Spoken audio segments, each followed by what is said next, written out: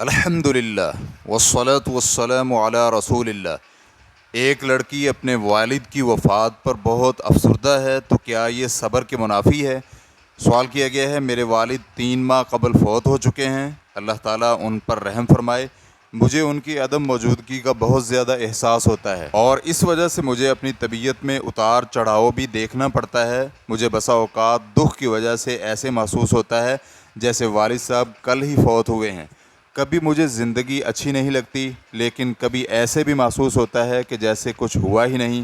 میں نے کچھ دینی علم بھی حاصل کیا ہوا ہے، میں نے متعدد دینی کتب بھی پڑھی ہیں، دینی خطابات اور لیکچرز میں عام طور پر سنتی رہتی ہوں، اور مجھے صبر کے مفہوم اور ثواب کا بھی علم ہے۔ میں اپنے والد صاحب کے لیے بہت زیادہ دعائیں کرتی ہوں۔ میں سونے سے پہلے اور عام طور پر اپنے دل میں کثرت سے یہ کہتی ہوں، یا اللہ، میں تیرے فیصلوں پر راضی ہوں، تو ہی دینے والا ہے اور تو ہی روکنے والا ہے، فیصلے تیرے ہی ہیں۔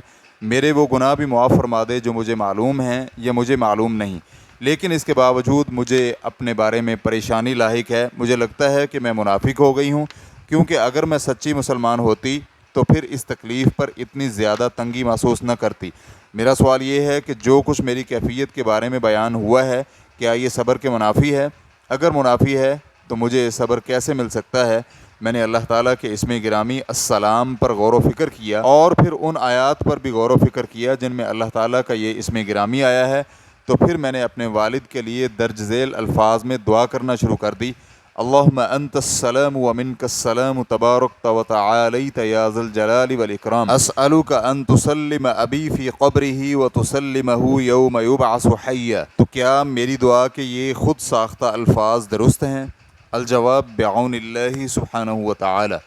دنیا میں کوئی بھی دنیاوی مصیبتوں سے نہیں بچ سکتا۔ کبھی انسان ذاتی طور پر تکلیفوں میں گھر جاتا ہے، تو کبھی اہل خانہ پر مصیبت آ جاتی ہے، اور کبھی دوستوں میں، یا کبھی مال و دولت وغیرہ تکالیف میں گھر جاتے ہیں۔ ایسے حالات میں مومن کی شان یہ ہے کہ جب بھی اسے کوئی تکلیف پہنچے تو صبر کرے، اور جب انسان اللہ تعالیٰ کے فیصلوں کے بارے میں رضامندی کے درجے تک پہنچ جائے تو وہی شخص کامل، افضل اور بہت زیادہ ثواب کا مستحق ہے۔ بس اوقات آپ کے خیالات میں جو منفی چیزیں آتی ہیں، جب تک یہ خیالات ہی ہیں، ان خیالات کے شریعت سے متصادم اثرات زبان یا افعال پر رونما نہیں ہوتے، تو یہ صبر کے منافی نہیں ہے۔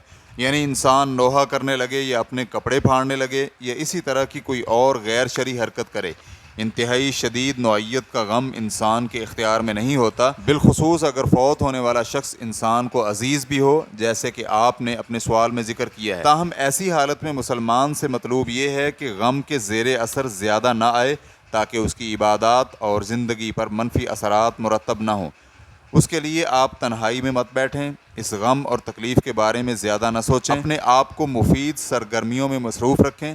شیطان کی طرف سے بڑھکائے جانے والے ان غموں کی اسیر نہ بنیں، کیونکہ شیطان تو چاہتا ہے کہ مسلمان غموں اور دکھوں میں گھرا رہے، اس لیے کہ شیطان مسلمان کو پریشان کر کے بہت خوش ہوتا ہے، جیسے کہ فرمان باری تعالیٰ ہے: انما النجوى من الشیطان لیحزن الذین آمنوا ولیس بغارهم شیئا الا باذن اللہ وعلی اللہ فلیتوکل المؤمنون۔